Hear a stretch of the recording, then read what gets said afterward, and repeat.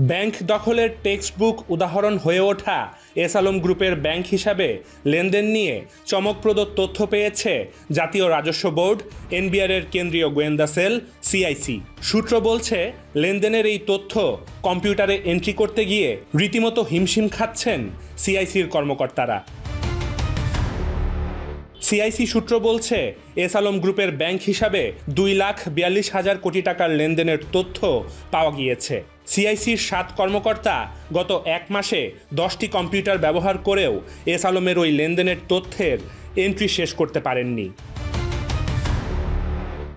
সম্প্রতি এক কর্মশালায় সিআইসির মহাপরিচালক আহসান হাবিব এস আলম গ্রুপের নাম উল্লেখ না করে এসব তথ্য জানান। পরবর্তীতে একটি জাতীয় দৈনিকের কাছে তিনি নিশ্চিত করেন যে কর্মশালায় তিনি এস আলমের ব্যাংক লেনদেনের কথাই বলেছেন।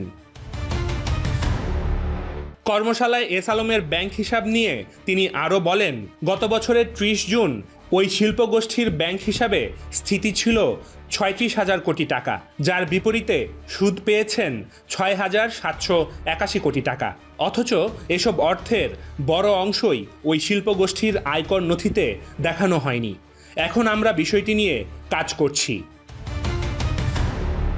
কোটি মানুষের আস্থার ভালোবাসায় 11 বারের মতো দেশের 1 নম্বর রেফ্রিজারেটর ব্র্যান্ড ওয়ালটন।